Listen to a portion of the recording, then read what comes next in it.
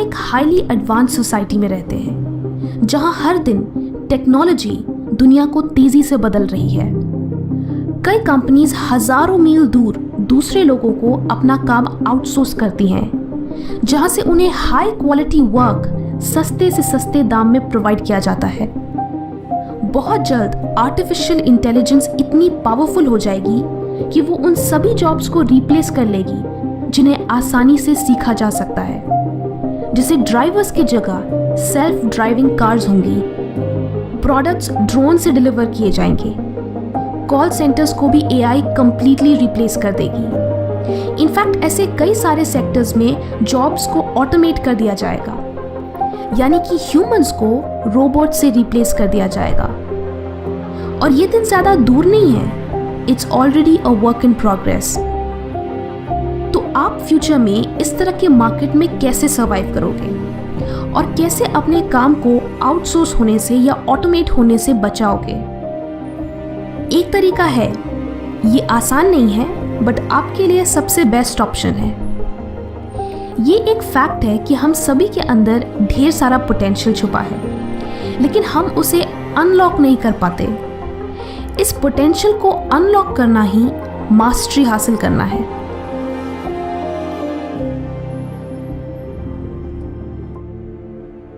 Mastery यानी किसी भी स्किल या फील्ड में high level experience and knowledge gain करना।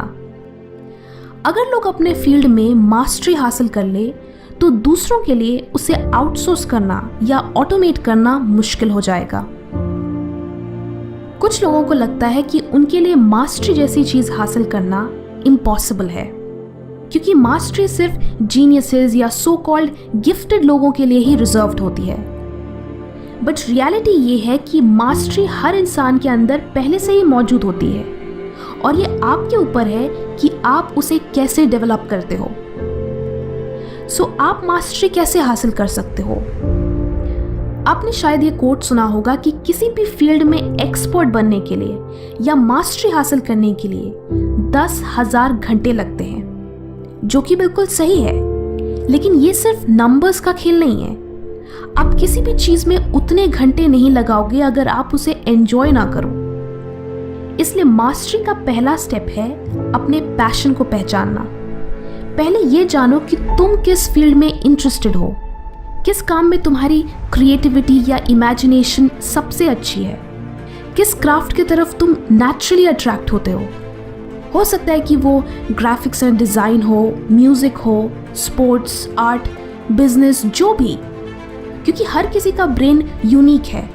तो इसी वजह से आपकी लाइक्स एंड डिसलाइक्स भी दूसरों से हट कर होंगी। तो आप पहले अपनी प्रेफरेंस डिसाइड करो।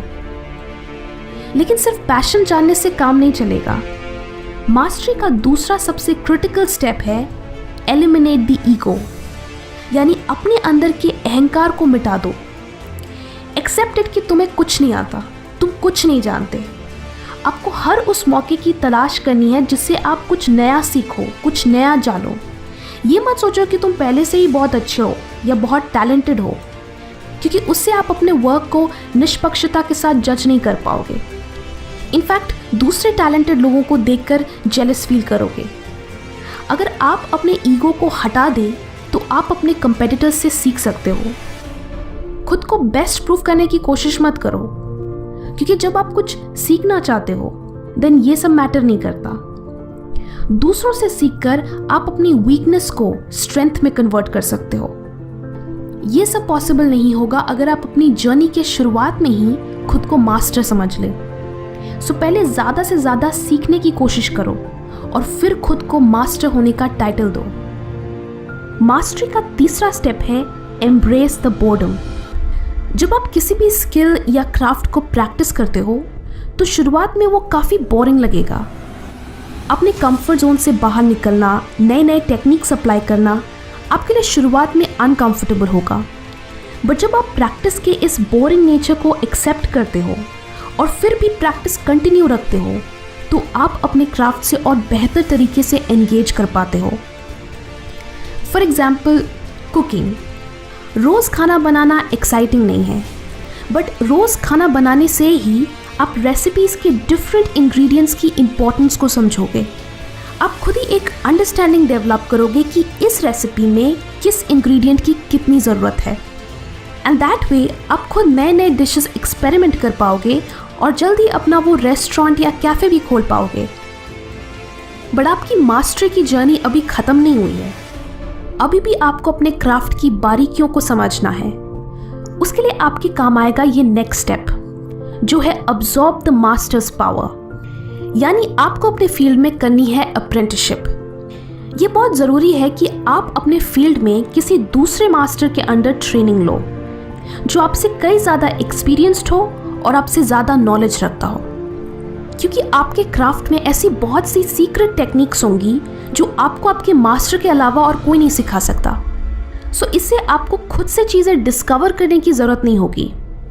आप सिंपली उनके मेथड्स और टेक्निक्स को सीख सकते हो। प्लस वो आपके टैलेंट को भी और अच्छे से एग्जामिन कर पाएंगे और आपको अकॉर्डिंगली गाइड कर पाएंगे। इस अप्रेंटिसशिप के दौरान आपको 3 चीज़ों का ख्याल रखना है।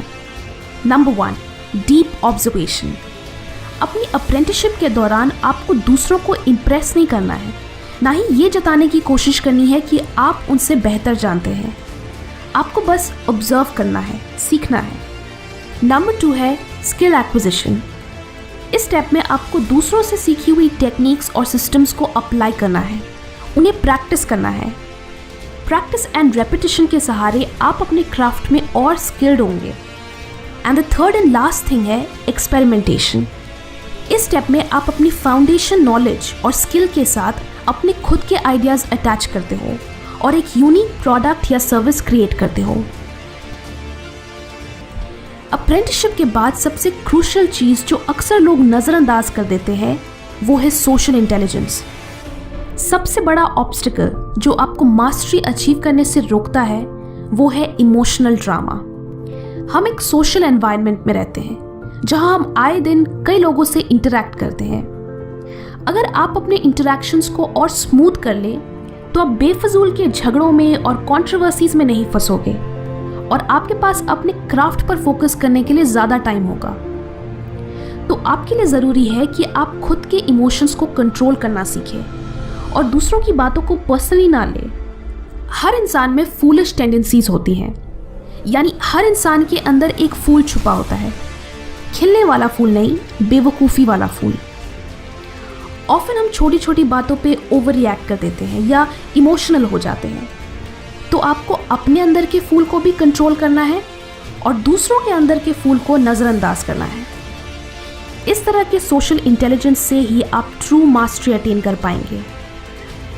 नाउ जैसे जैसे आप अपने क्राफ्ट में और स्किल्ड होते जाओगे, आपका माइंड और एक्टिव होते जाएगा, जो अपने नॉलेज को क्रिएटिव वेज में अप्लाई करने की कोशिश करेगा। इसी को कहते हैं to awaken the dimensional mind. इसे और सिंपल वे में समझने के लिए